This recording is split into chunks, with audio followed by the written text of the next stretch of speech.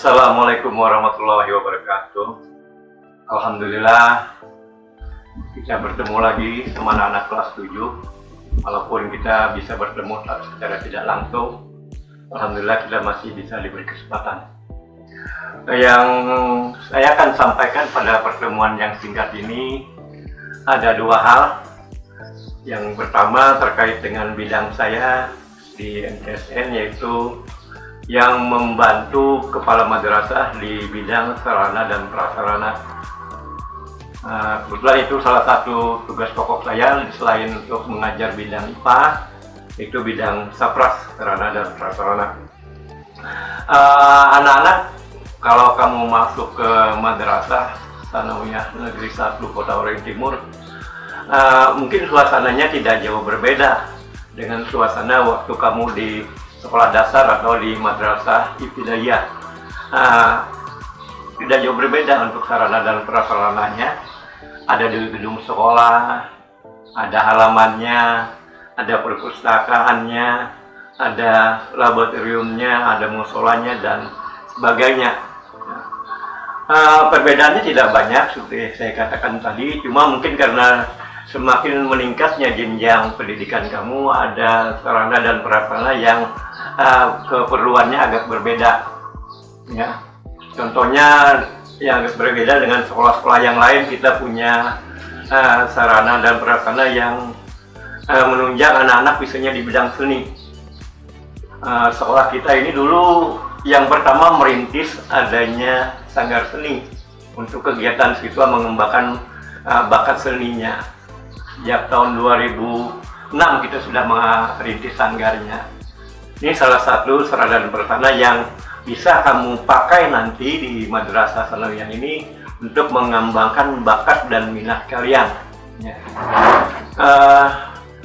Berkaitan dengan sarana dan prasarana ini, bisa dipakai anak-anak untuk menunjang kegiatan belajar kamu. Misalnya pada waktu sekarang kan kita pembelajarannya secara daring. Nah, ini kan memerlukan sarana dan prasarana yang lebih luas lagi dibandingkan dengan tatap muka. Kita sudah melaksanakannya kemarin sejak 1 tahun terakhir ini, bahkan lebih dalam proses pembelajaran daring ini. Lanjutkan untuk anak-anak kelas 7 kemarin, sebagian besar proses belajar mengajar secara daringnya sudah berjalan dengan bagus. Cuma ada beberapa kendala anak-anak karena baru ya. Salah satu kendalanya itu berkaitan dengan paket data misalnya ya. Ada anak-anak yang tidak mengumpulkan tugas, setelah ditanya katanya terkendala pada HP dan paket datanya. Sebenarnya masalah-masalah yang itu bisa kita atasi kalau komunikasi antara sekolah dengan siswanya itu berjalan dengan bagus. Nah, kenapa pada siswa tertentu tidak bisa mengumpulkan tugas misalnya? Seperti yang saya alami waktu saya ngajar IPA kemarin, anak-anaknya dihubungi beberapa kali, ternyata tidak mau menjawab. Kita WA juga nggak menjawabnya, di telepon juga nggak menjawabnya. Sehingga dari awal pertemuan sampai akhir ke pertemuan itu ada beberapa nilai yang banyak siswa yang nilainya kosong. Nah, kalau siswanya misalnya mau menjawab telepon bapak ibu gurunya, biasanya ada beberapa siswa yang bermasalah itu bisa selesai. Misalnya kemarin ada yang terkendala pada paket data kan, kita bisa undang siswanya untuk ke sekolah, karena di sekolah kita tersedia sarana dan prasarana internet. Jadi siswa bisa menggunakan ya, tapi dengan ada ketentuannya. Nah, ini mudah-mudahan tidak terulang lagi pada siswa yang baru ini. Tapi memang ada beberapa indikasi. Saya kemarin di IPA itu mengajar di 7 ruang 1, 7 ruang 2, 7 ruang 3. Itu masih ada beberapa siswa yang tidak mengumpulkan tugasnya dari pertama, kedua, ketiga, keempat. Itu tidak. Setelah saya hubungi, tolong anak-anak yang tidak mengumpulkan tugas, apa masalahnya? Ada 2-3 orang yang menyampaikan masalah, yang lainnya diam. Sampai saya bilang kalau tidak juga menghubungi saya, nanti saya laporkan wali kelasnya atau saya keluarkan dari e-learning. tidak ada jawaban juga. Nah, ini untuk anak-anak, tolong kalau ada masalah, ada tugas, supaya kegiatan belajar mengajar kita bisa berjalan dengan bagus, terutama siswa itu tidak dirugikan. Sebenarnya siswa itu bahkan tidak mengumpulkan tugas, dia ada mengalami kerugian, tapi dianggap tidak ada bagi dia. Nah, kita bisa coba membantu mengatasi masalah ini di bidang sarana dan prasarana. Itu saya kira singkat saja saya uraikan untuk sarana dan prasarana. Nanti kamu bisa kenal lebih jauhnya di sekolah, apa-apa saja yang bisa kamu pakai di sekolah untuk menunjang pelajaran kamu. Berkaitan dengan sarana dan prasarana juga, ini yang diminta tugas saya dalam kegiatan Mastana ini adalah bidang adiwiyata. Adiwiyata ini mungkin bagi beberapa anak ini merasa asing, merasa sesuatu yang baru. Tapi mungkin beberapa anak yang lain itu yang sudah sekolahnya sudah menjalankan program adiwiyata itu bukan hal aneh lagi, bukan hal asing lagi. Saya ketahui ada sudah beberapa SD, ada MIN juga yang kemarin sudah dikenalkan program adiwiyata. Nah, bagi yang siswa kelas 7 mungkin saya cobakan sedikit uraikan apa itu adiwiyata yang berkaitan dengan tugas siswa yang berkaitan dengan adiwiyata. Apa itu adiwiyata? Secara singkat aja yang paling mudah saya gambarkan, program adiwiyata itu adalah program pemerintah yang dilaksanakan di sekolah dengan tujuan untuk menumbuhkan sikap pada seluruh peserta didik, lalu tenaga pengajar dan seluruh aspek di sekolah untuk menanamkan sikap yang peduli dan berbudaya lingkungan. Nah, program pemerintah ini dilaksanakan di sekolah, didukung dengan sarana dan prasarananya.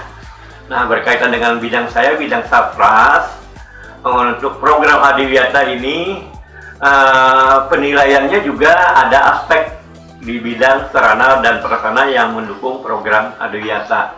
Ya, untuk anak-anak, untuk lebih jelasnya apa itu adiwiyata, kamu bisa lihat di internet pengertiannya, tujuan dan sebagainya. Lebih mudah lagi di YouTube itu banyak sekali konten-konten yang berkaitan dengan adiwiyata. Kalau kamu lebih jeli lagi, kamu bisa lihat gitu ada program-program adiwiyata yang dijalankan oleh sekolah yang melibatkan kakak kelas kamu yang kemarin kelas 7 tahun dulu, sekarang kelas 8, sekarang kelas 9. Kamu bisa buka di konten YouTube-nya itu, Adiwiyata MTSN itu ada beberapa kegiatan yang ditayangkan di kegiatannya tersebut.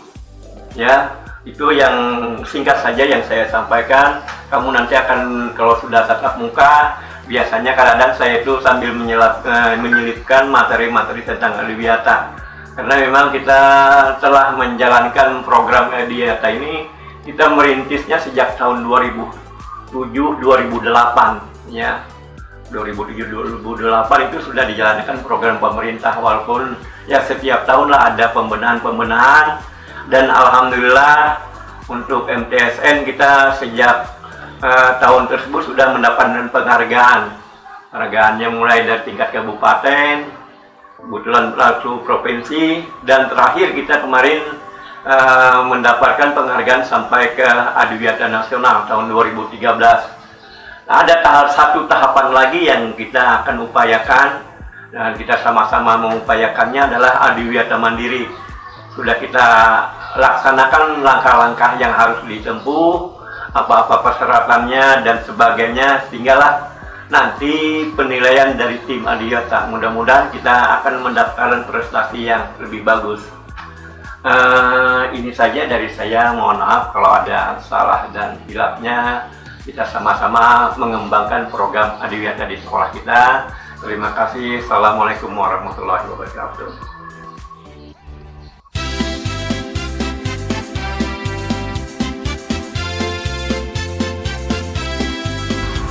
Assalamualaikum warahmatullahi wabarakatuh. Terima kasih sebelumnya kami ucapkan kepada panitia Mas Ahmad Madrasah Sanawiyah Negeri 1 Kota Waringin Timur yang memberi kepercayaan kepada kami untuk memberikan materi tentang kesehatan di masa pandemi COVID. Anak-anak sekalian, memang kita sangat susah sekali dalam pertemuan kita secara langsung atau tatap muka dalam kegiatan masa-masa ini karena keadaan negara kita lagi terserang wabah pandemi COVID dari tahun 2020. Nah, untuk kegiatan ini ada baiknya kami akan menyampaikan bagaimana sih kiat-kiat kita untuk menghadapi kesehatan kita di masa pandemi COVID-19 ini, di mana sekarang kita masuk pada gelombang kedua, atau kalau bahasa kerennya supaya kalian tahu adalah second wave. Nah, di mana di sini dalam menghadapinya yang pertama harus kita punya kesehatan yang harus kita lakukan untuk menjaga diri kita dari paparan COVID-19 ini. Yang pertama adalah pola makan yang sehat. Pola makan sehat yang bagaimana? Seperti jam makan itu teratur dengan baik, memenuhi gizi, protein, dan vitamin. Yang mana kesemuaan ini adalah untuk meningkatkan imunitas kita terhadap paparan COVID-19. Kemudian yang kedua adalah olahraga. Kenapa kita perlu olahraga? Olahraga tidak perlu yang berat, yang ringan pun cukup untuk mengeluarkan zat-zat beracun dalam tubuh kita melewati keringat dari tubuh kita. Kemudian yang ketiga adalah istirahat yang cukup. Jadi waktu kita jangan dihabiskan, apalagi masa saat ini kalian belajar menggunakan HP, kemudian menggunakan laptop, yang mana kita memerlukan jam-jam tertentu untuk istirahat supaya keadaan tubuh kita benar-benar dapat atau sehat. Nah, yang pertama adalah tidurnya tepat waktu, siang setelah pembelajaran, di mana waktu pembelajaran kita itu selesai sekitar jam 2 siang. Berilah kesehatan tubuh kita, daya pikir kita untuk istirahat 15-20 menit. Setelah itu kita istirahat lagi pada malam hari, jangan lambat dari pukul 8 atau 9 malam. Supaya apa? Supaya saat kita pertemuan pembelajaran secara online itu mampu sampai selesai di jam-jam yang telah dijadwalkan sekolah. Kemudian yang keempat adalah mengolah pikiran kita supaya tidak stres, yaitu saat kita berkumpul keluarga, kita saling berbagi, kita saling bercerita, dan kita menonton atau tontonan yang menarik agar memberi hiburan sehat kepada diri kita. Itu 4 poin yang harus kita ingat di masa pandemi ini. Nah, dengan cara itu kalau keadaan kita sehat, insya Allah kita akan bisa melakukan kegiatan pembelajaran kita dengan tatap muka dengan baik, seperti yang akan kita jadwalkan di Madrasah Sanawiyah Negeri 1 Kota Waringin Timur, yaitu di minggu kedua bulan September ini. Nah, anak-anak semua, mungkin materi saya hanya cukup sampai situ, tapi perlu kalian ingat nanti. Prokes harus tetap kalian ingat, yaitu gunakan masker, jaga jarak, cuci tangan. Ingat, imun, hingga kita aman dari paparan COVID-19. Demikian mungkin materi yang saya berikan hari ini.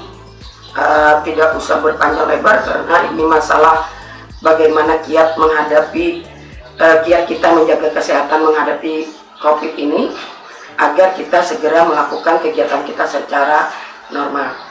Saya akhiri, wassalamualaikum warahmatullahi wabarakatuh.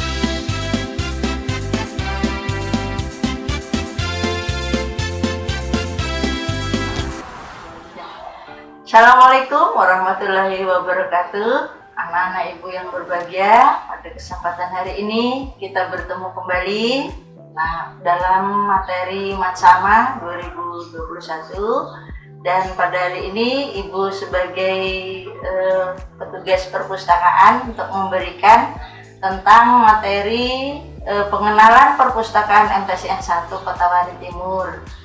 Kemungkinan kalian belum pernah melihat kondisi bagaimana itu perpustakaan kita yang akan ibu sampaikan pada hari ini. Yang pertama adalah tentang apa itu pengertian perpustakaan sekolah. Perpustakaan sekolah adalah perpustakaan yang berada di lingkungan sekolah atau madrasah. Misalnya perpustakaan yang ada di MTSN 1 Kota Waringin Timur ini. Kemudian ada letaknya, yaitu letak dari perpustakaan kita adalah berada di lantai 2, di mana berada di atas kantor ruang kepala sekolah maupun ruang guru. Nah, kalian bisa lihat di PowerPoint yang Ibu sampaikan. Nah, ini adalah ruangan tentang di mana kalian meminjam buku, kemudian membaca, sirkulasi, dan sebagainya yang akan dilayani oleh Ibu Tri sebagai Kepala Perpus dan Bu Rini sebagai petugas perpustakaan. Kemudian untuk selanjutnya di samping lokasi juga jenis buku dan keanggotaan. Jenis-jenis buku yang ada di perpustakaan yaitu tersedia berbagai macam jenis buku pembelajaran, berbagai macam buku mapel, mata pelajaran, baik itu umum, agama, kemudian buku bacaan, kemudian cerita rakyat, agama, novel, ilmu terapan, dan sebagainya. Yang utamanya yaitu buku pembelajaran, misalnya bahasa Indonesia, buku IPA, kemudian agamanya yaitu agama SKI, Quran hadis, dan sebagainya. Tinggal kalian sesuai mana yang akan kalian pinjam ya. Kemudian sistem keanggotaan, nah kalian bisa menjadi anggota, dan keuntungannya adalah setiap setiap siswa yang bersekolah di MTSN 1 Kotim, maka secara otomatis kalian sudah menjadi anggota perpustakaan, yaitu nanti insya Allah akan dibuatkan kartu anggotanya, di mana kartu anggota ini memang ada biaya pergantian, nanti akan diusulkan kemudian, sehingga setelah kalian siswa MTSN secara resmi kelas 7, kelas 8, dan kelas 9, maka keanggotaan juga menjadi kewajiban, yaitu dari kelas 7, kelas 8, dan kelas 9, kecuali kalian sudah pindah sekolah lain atau sudah tamat, maka tidak menjadi anggota lagi. Nah, kemudian yang seterusnya yaitu bagaimana cara peminjaman maupun pengembalian buku. Nah, itu juga ada ketentuannya ya. Yang pertama, cara peminjaman atau disebut juga tentang sirkulasi ya, peminjaman maupun pengembalian buku itu di perpustakaan kita menggunakan sistem barcode ya. Nanti kalian bisa lihat ada di perpustakaan contohnya. Itu sistem barcode, maksudnya setiap buku yang ada di perpustakaan itu sudah teraplikasi di dalam sistem komputerisasi. Nah, kemudian ketika kalian meminjam ataupun mengembalikan, maka barcode akan menyesuaikan dengan buku yang ada di sampul bagian belakang. Nanti bagaimana caranya akan Ibu tunjukkan. Nah, cara masuk dalam perpustakaan juga ada caranya. Yang pertama, kalian siapkan buku ataupun kartu yang kalian punya, kemudian masuk ke perpustakaan, terutama harus mengucapkan salam dulu ya, yaitu Assalamualaikum gitu ya. Nah, itu baru kalian menunjukkan kartu anggota yang kalian bawa kepada petugas, dalam hal ini Ibu Tri maupun Bu Rini tadi sebagai petugas inti di perpustakaan. Kemudian cara peminjaman buku, setelah kalian masuk ke perpustakaan, maka kalian mencari buku yang kalian kehendaki atau bertanya terlebih dahulu kepada petugas. Misalnya, Bu, saya mencari buku mapel ini, atau Bu, saya ingin mencari buku cerita rakyat tentang cerita Maling Kundang, atau cerita rakyat tentang Joko Tarub dan sebagainya. Nah, itu kalian bisa tanya. Nanti petugas akan menunjukkan di mana raknya atau di mana tempat buku itu berada ya, sehingga kalian dengan mudah untuk meminjamnya. Nah, kemudian setelah kalian pinjam, kalian bawa ke petugas perpus lagi supaya buku tersebut kalian ditandai dengan menggunakan barcode tadi. yaitu sebagai syarat sah untuk peminjaman buku. Kemudian setelah peminjaman, ibu kasih waktu selama 1 minggu misalnya ya, maksimal selama 1 minggu peminjaman. Kalian harus menggunakannya dengan baik, tidak boleh rusak, tidak boleh hilang apalagi, dan menjaga supaya buku tersebut tetap aman.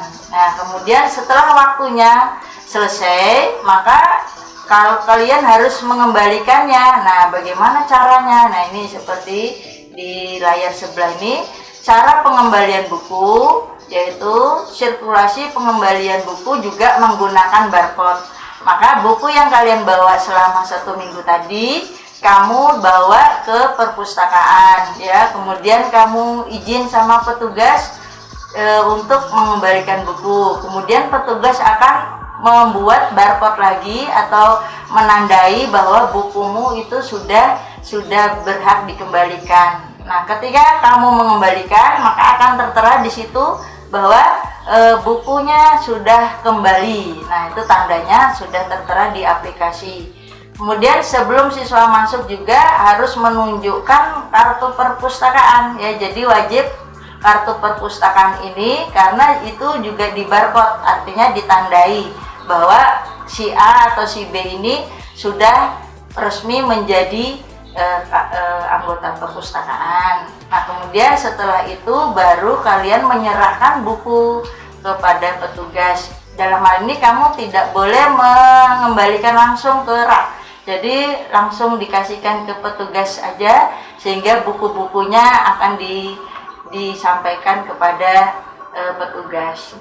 Kemudian kita lihat bagaimana proses peminjaman buku. Peminjaman buku yang pertama, nah ini gambarnya kalian bisa lihat di layar ini ya. Ini tentang peminjaman buku, bahwa siswa masuk ke kelas atau ke perpustakaan, kemudian bukunya di barcode ini. Nah, ya ini bagaimana caranya, kalian bisa lihat di gambar ini. Nah ya, sistem barcode, bukunya ditampilkan di barcode itu, kemudian nanti bisa terbaca sendiri di komputer petugas bahwa selesai peminjaman atau pengembalian buku seperti ini. Nah, kemudian gambar sebelahnya ini juga pemberian materi. Jadi ketika siswa itu diajak gurunya belajar di perpustakaan, maka siswa dengan tertib mengikuti materi yang diberikan guru, sehingga dengan ruangan yang seminimal mungkin ini bisa cukup dan tidak terlalu ribut dengan suara anak-anak, sehingga pada saat guru memberikan materi diharapkan anak-anak memperhatikannya dengan baik ya. Nah, itu tugas guru juga bisa diberikan ketika guru menginginkan anak-anak belajar di perpustakaan. Nah, ini ruangannya ya, ruangan baca, kemudian ruangan diskusi juga ada di lantai ya duduknya, jadi lesehan di bawah. Dengan syarat ketika masuk dalam ruangan kalian harus mengikuti tata tertib ya. Yang pertama, tidak boleh membawa makanan minuman ya, apalagi sambil membawa nasi bungkus. Nah, itu tidak boleh, cukup ditaruh di luar saja. Kemudian yang kedua, tidak boleh terlalu banyak berbicara yang aneh-aneh atau yang umum sehingga mengeluarkan suaranya nyaring, ketawa atau bercanda berlebihan. Nah, itu juga tidak boleh karena mengganggu teman yang lain untuk membaca dan sebagainya. Jika ada yang kurang jelas, kalian bisa bertanya kepada petugas atau pada Bu Tri atau pada Bu Rini tentang bagaimana cara atau bagaimana mencari buku ini dan sebagainya ya. Itu kapasitas yang diberikan di perpustakaan. Nah, kemudian penggunaan perpustakaan juga bisa ini anak-anak ya sebagai tempat diskusi teman-teman. Nah, di perpustakaan kita dilengkapi dengan internet, jadi nyambung dengan internet. Berarti bagi kalian yang ingin mencari sumber di Google, kalian bisa hadir ke perpustakaan. Ini contohnya bahwa internet kita insya Allah tersambung selama kalian mengikuti pembelajaran, dengan catatan izin dulu ya, jangan selonong langsung masuk pinjam ini nggak ada ya, nggak ada omongan. Nah, harus izin dulu kepada petugas perpustakaan bahwa ingin pinjam atau mencari bahan belajar di Google. Nah, juga seperti ini, siswa belajar di internet, kemudian sampingnya juga tempat berdiskusi. Jadi boleh membawa pertanyaan apapun dari guru, kemudian kalian googling di internet boleh ya, dengan syarat tadi tidak boleh langsung masuk menggunakan, tetapi harus izin terlebih dahulu. Nah, kemudian di samping tugasnya sebagai petugas perpus, kami juga memberikan sanksi kepada anak-anak yang sering melakukan keterlambatan dalam pengembalian buku, kemudian dalam melanggar tata tertib perpus ya. Yang pertama ini misalnya sanksi bagi siswa terlambat mengembalikan buku. Apa sanksinya? Nah, yang pertama, siswa diperbolehkan meminjam buku sebanyak 2 buah. Tetapi kalau lebih dari 2 buah, bahkan 4-5 buah itu juga tidak diperbolehkan. Kemudian yang kedua, jika siswa terlambat mengembalikan buku, maka sanksinya sesuai hari keterlambatan dikali jumlah buku. Nah, misalnya kalian pinjam buku 2, kemudian kalian terlambat dalam satu minggu itu, atau 2 minggu atau 3 minggu, maka sanksinya yang akan kalian dapatkan adalah jumlah buku kalian itu diserahkan kepada petugas bahwa kamu terlambat. Jadi misalnya 1 minggu kalian terlambat, maka buku yang kamu pinjam 2, maka 2 buku itulah sebagai penggantinya ya. Apalagi kalau bukunya hilang atau rusak. Nah, misalnya buku pelajarannya rusak berat atau hilang, maka kalian harus mengganti buku yang rusak atau hilang tersebut dengan buku yang baru tentunya ya. Nah, kemudian kalau buku yang lain, misalnya buku cerita, buku novel itu hilang atau rusak, sama kalian juga harus mengganti ya, apalagi buku yang sangat penting ya, yang ada di perpustakaan. Jadi bagaimana Bu waktunya? Waktu kalian pinjam itu adalah 1 minggu ya. Jadi kalau pinjam lagi, kamu harus lapor lagi. Jadi harus selalu lapor selama waktu yang kalian sudah ditentukan tadi ya. Nah, itu. Jadi kalau anak-anak ingin tidak dapat sanksi, maka sering-seringlah ke perpustakaan untuk melaporkan buku yang kalian pinjam. Nah, insya Allah akan aman ya, tidak dapat sanksi. Nah, kemudian yang kedua ini samping sini adalah bahwa siswa tidak diperbolehkan menaruh buku sendiri pada rak buku. Nah, ini contoh rak bukunya, ini lorongnya, dan siswa tidak boleh kalian mengembalikan langsung ke sini. Kalian mengembalikan bukunya ke sini, tetapi kata Ibu tadi, kalian hanya menyerahkan buku tersebut kepada petugas ya, kepada petugas yaitu Bu Rini atau Bu Tri. Nah, itu sebagai syarat. Kenapa tidak boleh? Karena yang pertama, siswa sering melakukan pemasukan buku itu secara sembarangan. Artinya masuk tidak tahu bahwa buku itu juga mempunyai ciri-ciri, kelasnya beda, mapelnya beda, kemudian judul bukunya juga berbeda-beda. Jadi tidak usah kalian repot-repot memasukkannya sendiri ya.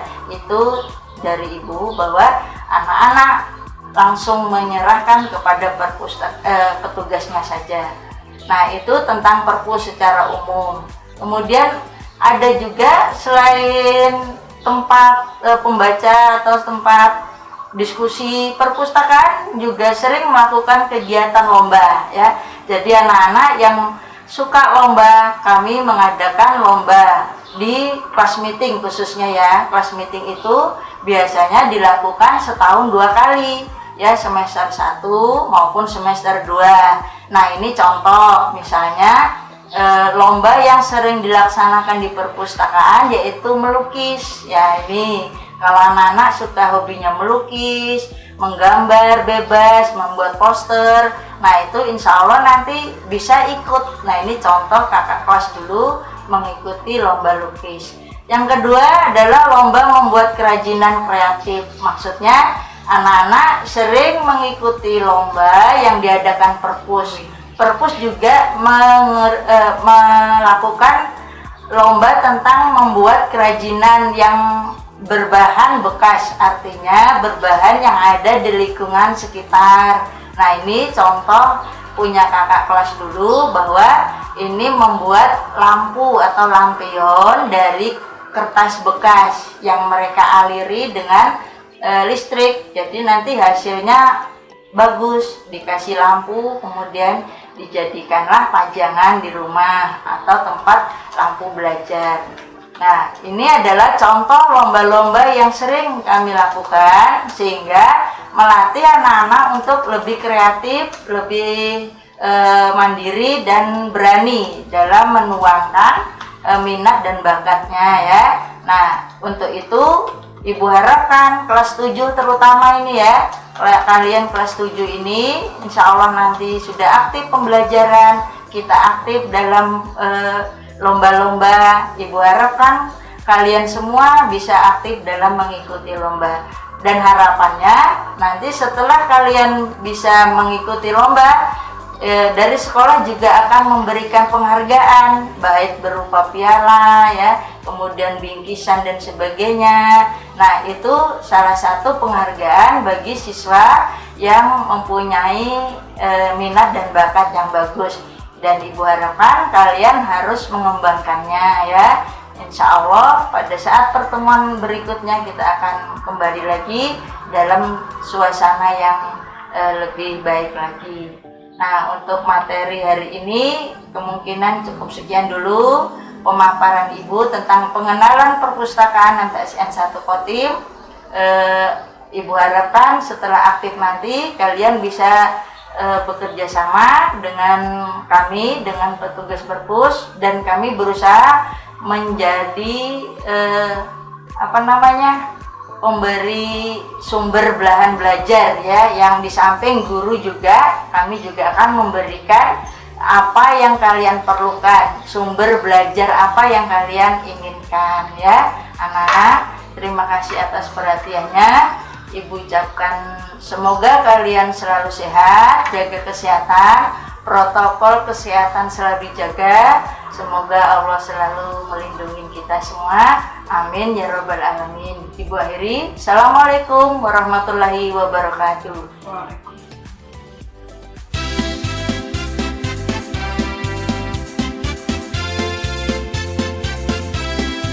Assalamualaikum warahmatullahi wabarakatuh. Selamat pagi semuanya, siswa-siswi Madrasah Negeri 1 Kota Waringin Timur. Selamat bertemu pada Matsama, masa ta'aruf siswa madrasah secara virtual tahun 2021. Bagaimana kabar kalian semua? Semoga dalam keadaan sehat walafiat. Di sini Ibu memperkenalkan diri. Nama Ibu adalah Ibu Nuril Hasanah. Ibu mengajar mata pelajaran Bahasa Indonesia pada kelas 8 ruang 5 sampai 8 ruang 8. Baiklah, Ibu akan menyampaikan materi di sini mengenai adab berpakaian menurut Islam. Kita ketahui antara adab berpakaian laki-laki dan perempuan itu berbeda. Di dalam Islam telah diatur ada garis panduan tersendiri mengenai adab berpakaian untuk laki-laki dan perempuan. Yang pertama yaitu menutup aurat. Aurat lelaki menurut ahli hukum ialah daripada pusat hingga ke lutut. Sedangkan untuk wanita ialah seluruh anggota badannya kecuali wajah, telapak tangan, dan telapak kakinya. Rasulullah Shallallahu Alaihi Wasallam bersabda, paha itu adalah aurat. Hadis riwayat Bukhari. Yang kedua, tidak menampakkan aurat tubuhnya. Pakaian yang jarang sehingga menampakkan aurat tidak memenuhi syarat menutup aurat. Pakaian jarang bukan saja menampakkan warna kulit, tapi malah boleh merangsang nafsu orang lain untuk melihatnya. Rasulullah Shallallahu Alaihi Wasallam bersabda, artinya, dua golongan ahli neraka yang belum pernah aku lihat ialah satu golongan memegang cemeti seperti ekor lembu yang digunakan bagi memukul manusia, dan satu golongan lagi wanita yang memakai pakaian tetapi telanjang dan meliuk-liukan badan, juga kepalanya seperti bonggol unta yang tunduk. Mereka tidak masuk surga dan tidak dapat mencium baunya, walaupun bau surga itu dapat dicium daripada jarak yang jauh. Hadis riwayat Muslim. Yang ketiga, pakaian tidak ketat. Tujuannya agar tidak kelihatan bentuk badan yang akan menimbulkan atau merangsang lawan jenis untuk bermaksiat. Yang keempat, tidak menimbulkan perasaan ria. Rasulullah Shallallahu Alaihi Wasallam bersabda, siapa yang melabuhkan pakaiannya karena perasaan sombong, maka Allah tidak akan memandangnya pada hari kiamat. Dalam hadis lain, Rasulullah Shallallahu Alaihi Wasallam bersabda, siapa yang memakai pakaian yang berlebih-lebihan, maka Allah akan memberikan pakaian kehinaan pada hari akhirat nanti. Yang kelima, lelaki dan wanita berbeda. Maksudnya, pakaian yang khusus untuk lelaki tidak boleh dipakai oleh wanita. Begitu juga sebaliknya. Yang keenam, larangan pakaian sutra. Islam sangat mengharamkan kaum lelaki memakai sutra. Rasulullah Shallallahu Alaihi Wasallam bersabda, janganlah kamu memakai sutra. Sesungguhnya orang yang memakainya di dunia tidak dapat memakainya di akhirat. Yang ketujuh, memanjangkan pakaian.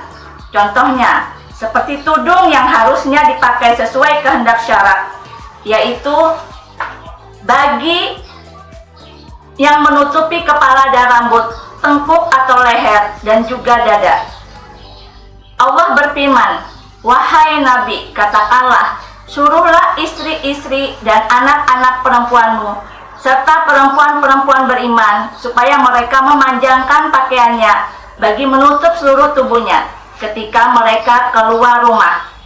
Cara yang demikian telah sesuai untuk mereka dan dikenal sebagai perempuan yang baik-baik.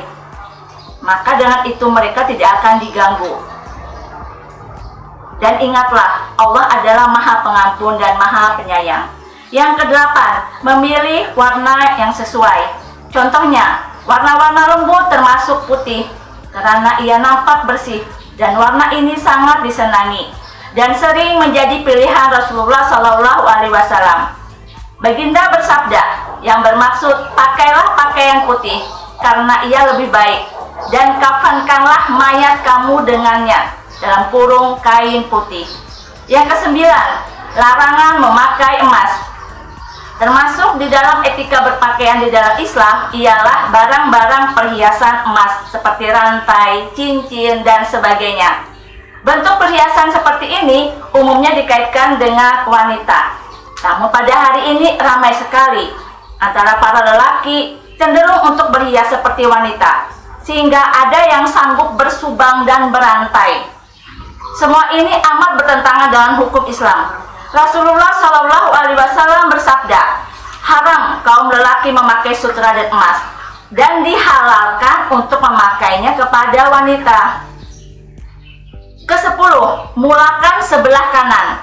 Apabila memakai baju, celana, atau seumpamanya, mulailah dengan sebelah kanan.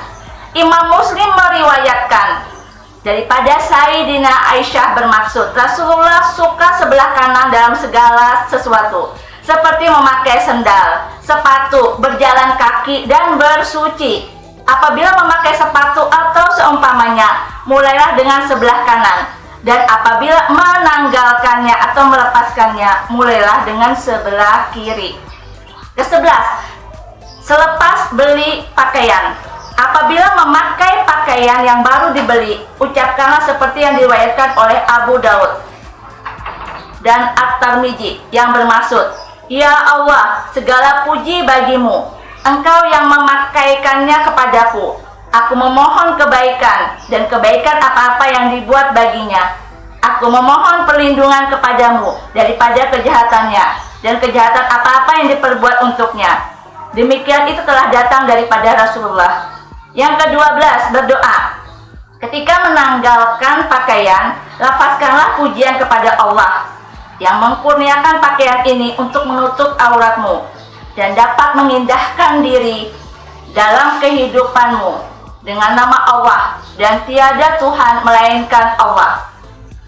Sebagai seorang Islam, sewajarnya seseorang itu memakai pakaian yang menutup aurat sesuai dengan tuntutan agamanya. Karena sesungguhnya pakaian yang sopan dan menutup aurat adalah cermin seorang muslim yang sebenarnya. Berikut ini adalah doa berpakaian dan artinya. Yang pertama, doa berpakaian. Berikut doa memakai pakaian seperti dikutip dari buku kumpulan doa Al-Quran dan As-Sunnah yang sahih karya Yazid bin Abdul Qadir. Alhamdulillahilladzi qasani haddu wa razaqani min ghairi haulin minni wala quwatin. Artinya, segala puji bagi Allah yang telah memakaikan kepadaku pakaian ini, yang telah memberikan rizki pakaian ini, dan kepadaku tanpa ada daya dan kekuatan dariku. Hadis riwayat Abu Daud. Yang kedua, doa melepaskan pakaian. Apabila melepas baju atau pakaian, kita harus membaca doa seperti dikutip dari buku berjudul Doa dan Azab Sehari-hari oleh Fatimah Az-Zahra. Bismillahirrahmanirrahim, la ilaha illahuwa.